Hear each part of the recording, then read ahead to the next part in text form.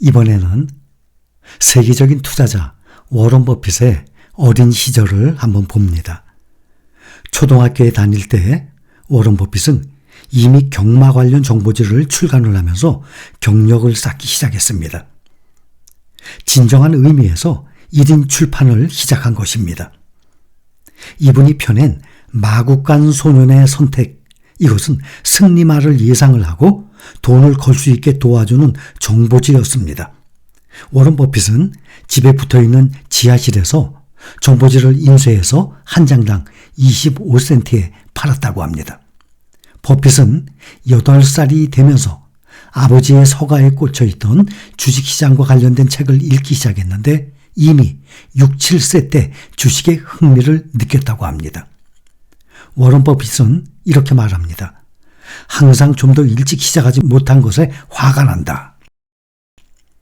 초등학교 때부터 주식을 매수한 분이 이런 말을 하는 것입니다. 좀 더 일찍 시작하지 못한 것에 화가 난다고. 주식시장에 대한 광적인 관심은 그 이후로도 이어졌고 워런 버핏은 주가의 등락을 차트로 만들곤 했습니다. 숫자와 돈에 관한 것이라면 어떤 것이든 푹 빠져들었습니다. 워런 버핏은 그때 이미 주식시장의 동향을 파악을 하고 있었고 통계를 산출하고 시장을 내다보는 이 자신의 통찰력이 다른 사람보다 예리하다는 사실을 깨닫기 시작을 했다고 합니다.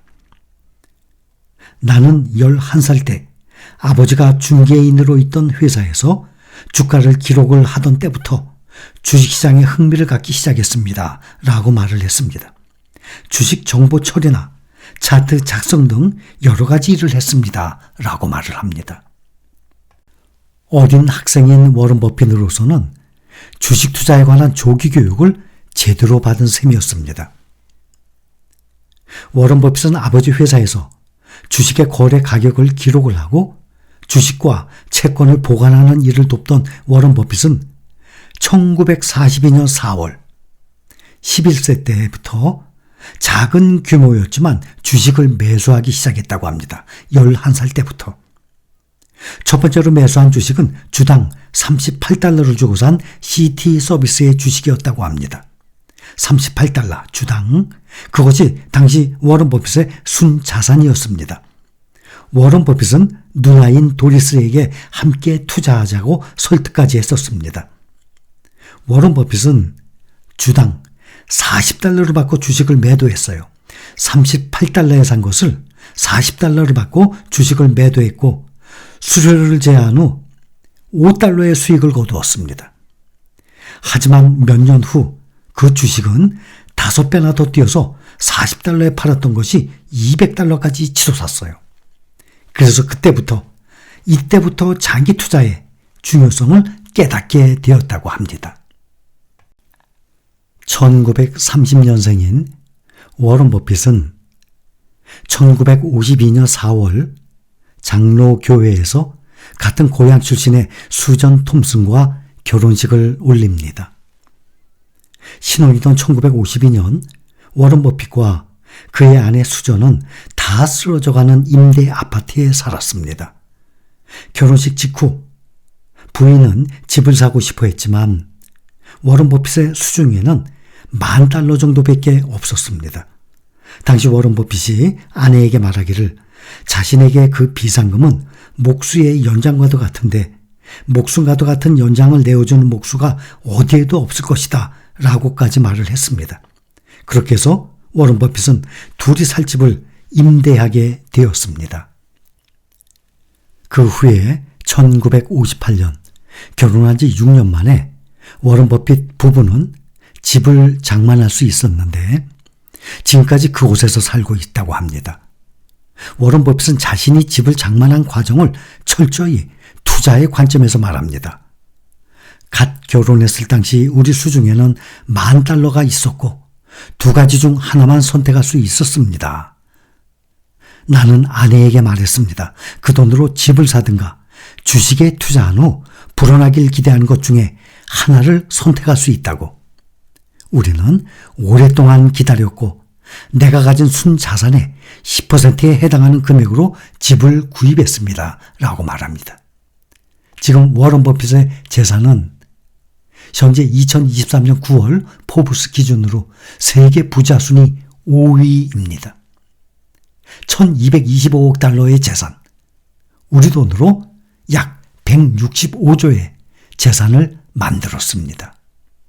월가의 투자의 귀재, 워런 버핏 버크셔 해서웨이 회장의 이번 3분기 포트폴리오가 공개가 됐는데 워런 버핏의 3분기 포트폴리오 가운데 약 75%가 5개 종목에 집중되어 있습니다. 그 중에 가장 비중이 큰 것이 애플이죠. 그 다음이 은행 뱅크 오브 아메리카, 그 다음에 쉐브론, 그 다음 코카콜라, 아메리칸 익스프레스 순으로 비중이 컸습니다.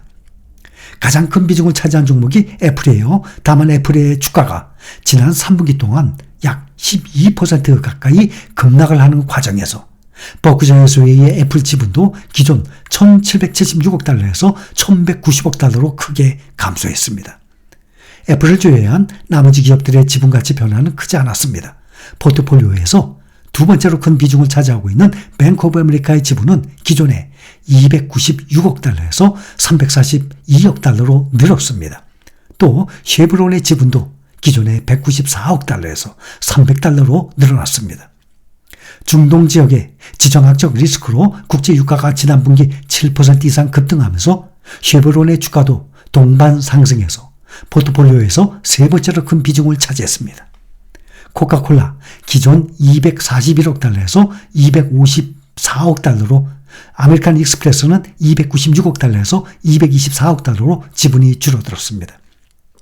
한편 워런 버핏이 이끄는 버크셔 해서웨이의 3분기 영업이익은 지난해 같은 기간에 비해서 약 40% 증가해서 107억 달러로 집계됐습니다. 또한 3분기 현금 보유액도 지난 분기보다 약 7% 늘어난 1,572억 달러로 집계돼서 현금 보유액이 역대 최고치를 경신한 상태입니다.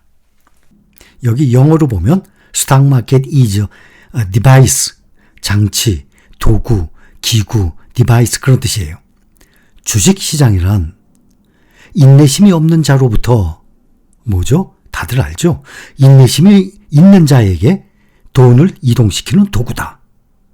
투자의 대가 워런 버핏이 한 말입니다. 주식시장은 인내심이 없는 자로부터 인내심이 있는 자에게 돈을 이동시키는 도구예요. 누구나 활용을 할 수 있는 명확하고 단순한 이 투자 방법, 바로 인내심입니다. 주식 투자에 있어서는 아주 중요한 것입니다. 그래서 제가 몇 년째 계속 강조를 합니다. 그런데 주가가 크게 하락을 하게 되면 대부분의 사람들은 그것을 견디지를 못해요. 아주 많이 불안해합니다. 또 부동산 투자하듯이 주식 투자를 하자고 많은 말씀을 드렸습니다. 매일매일 주가의 등락, 매일매일 부동산 집값에, 아파트값에 그 등락에 매일매일 신경 씁니까? 아니죠. 꼭 부동산 투자를 하듯이 주식 투자를 하자고 수없이 말씀을 드렸고, 주식 투자의 핵심은 인내심이에요. 가장 변동성이 큰 투자 방법이 바로 주식 투자 아니겠습니까? 그래서 인내심이 아주 더욱 주식 투자에서는 필요한 것입니다.